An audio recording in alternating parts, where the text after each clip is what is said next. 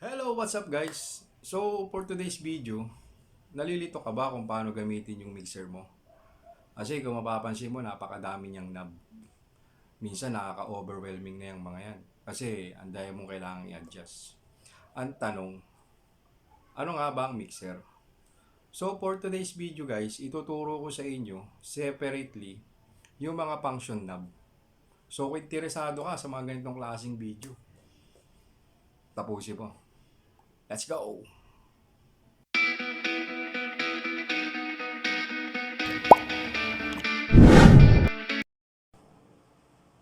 Okay guys, so bago tayo magsimula, bigyan ko lang kayo ng konting idea. So yung mixer nga pala na gagamitin natin is F4BT. So meron siyang 4 na feather. So means to say 4 channel to. Kasi pambahay lang naman. So hindi ko naman kailangan ng maraming channel kasi ang ginagamit natin is microphone lang. At dito tayo naglalagay ng input para dun sa sounds.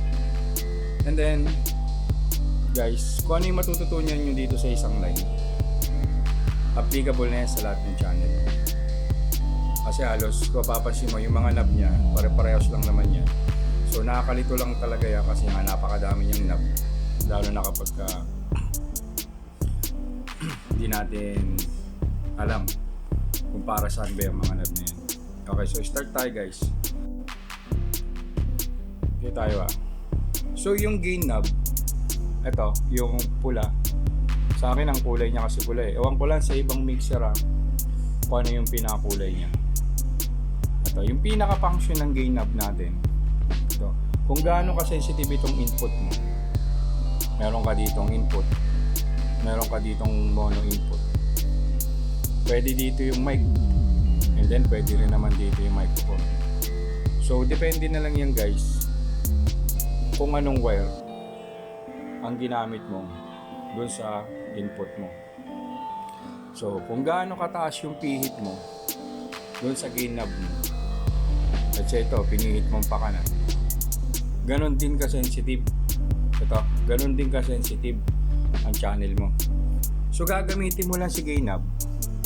For example, mababa ang binabato ng input mo. Halimbawa, yung input mo galing sa cellphone. Tapos yung cellphone, kahit nakatodo na yung volume niya, mahina pa rin. So doon mo ngayon gagamitin si gain knob. Pihitin mo siyang pakanan para ma-detect siya ng channel na to. Yan si gain knob. Okay, next button. Dito naman tayo sa tatlong basic ng tunog. Ito guys, tatlong basic to ng tunog. Meron tayong high, mid, at saka itong low. So saan nga ba ginagamit to? Kasi kadalasan basta na lang natin pinipihit yan. Okay, so itong nasa high, ito guys, itong nasa high, ito yung magko-control para dun sa mga matataas na frequency tulad ng cymbals, sa gitsit. Ito yun sa gitsit. At yung mga kalansing na naririnig nyo, pag pinihit mo to ng pakanan, tataas yung tunog yung mga part na yun. At tataas yung part na yun at magiging makalansing siya. Magiging makalansing yung tunog ng input mo. Pag binaba mo naman yan, ito, pag sinagad mo yan, ito, tinodo mo siya, binaba mo siya pakaliwa, mawawala siya guys. Hihina siya, pero hindi siya totally talagang mawawala. Hihina lang siya.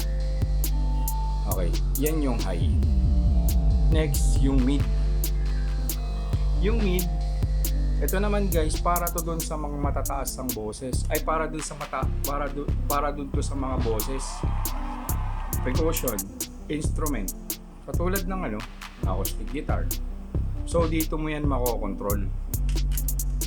Yan guys, itong knob na to. Pag pinihit mo yan guys pakanan, mataas ang magiging boses. At yung part na yon ng frequency tulad ng gitara, mas mabibigyan mo siya ng mas malakas na tunog. So pag pinihit mo naman siya pa kanan, ito pipihitin mo pa kanan, same din siya, hihina lang siya guys, hihina yung tunog niya, pero hindi siya totally talagang mawawala. Kasi baka sabihin natin, boss, naka-zero na pero may tunog, kasi kasama na talaga siya dun sa component ng isang music. Okay, lastly meron tayong low.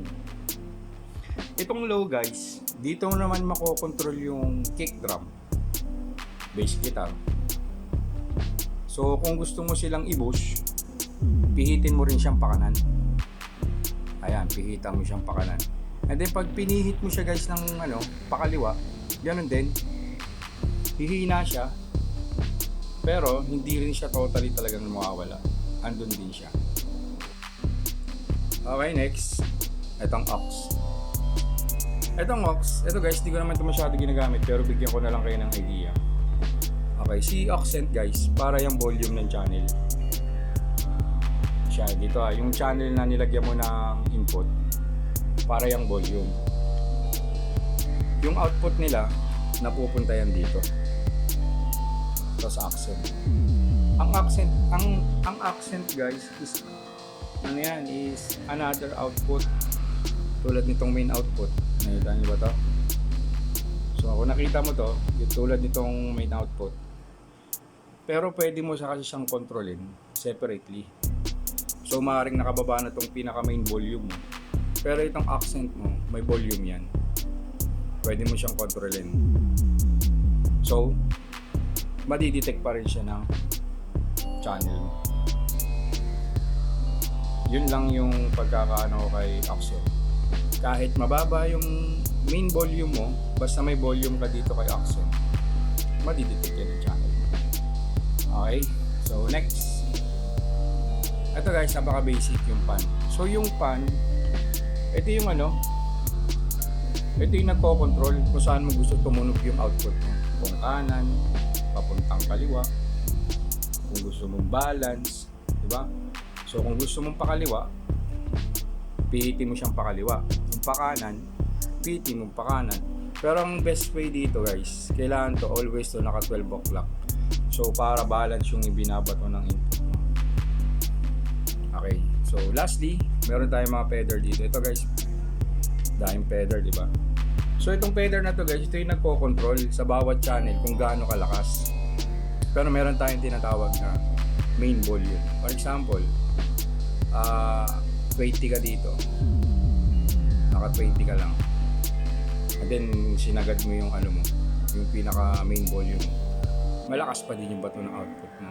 Ngayon kung babalik ka rin natin, wala kang volume dito, kinangat mo tong kinangat mo tong main volume mo, wala pa rin music yan. So ganun din. So ito, kahit isagad mo to, kasi ito nakababa, baka sabihin nyo bakit walang tunog, kasi nakababa yung main output mo. So siya pa rin yung magdi-decide ng siya pa rin ang magdi-decide dun sa maximum volume mo. Okay, so guys, yun lang. Bali sana may natutunan kayo. At isa pang tip, tanong, sir, bakit kailangan bang maraming channel ang isang mixer kung pwede namang isa lang? Diba? Guys, bali ganito yan. Kaya maraming channel ang mixer. For example, nagre-record ka, o kaya sa banda, marami kasi tayong ginagamit na instrument tulad ng guitar, ng drums, ng organ, o yung microphone. Lahat yan kino-connect sa mixer. Kasi sa isang kanta, hindi pwede magkakaparehas ang element ng tunog nila, kasi hindi na kayo magkakarinigan. Meron kasi yung iba gusto mas malakas ang mic, yung iba naman ayaw na malakas ang bass. Kaya sila naka-separate channel para mabilis mong ma-adjust. Depende yan sa pandinig mo. I think that's the main reason kaya maraming channel ang mixer.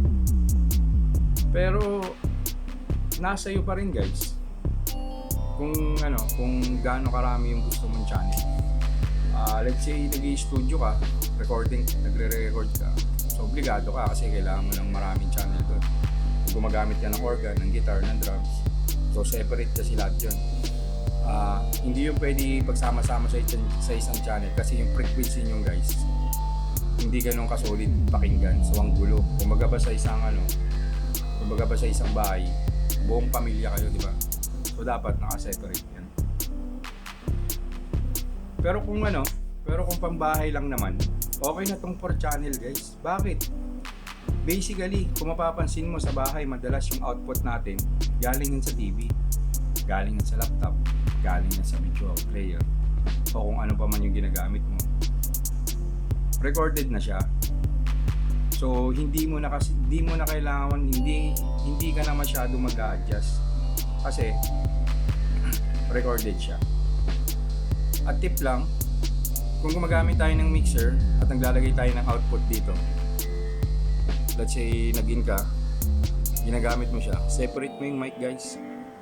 Separate mo, kailangan may sarili sang channel. Kasi pag kumakanta ka, pwede mong i-adjust kung gusto mong masangat ang boses mo. Kung gusto mong medyo malakas yung sounds, ayaw mo marinig yung boses mo, nasa iyo. Yun yung kagandahan ng separate siya. Okay, so guys, maraming salamat. Sana may natutunan kayo.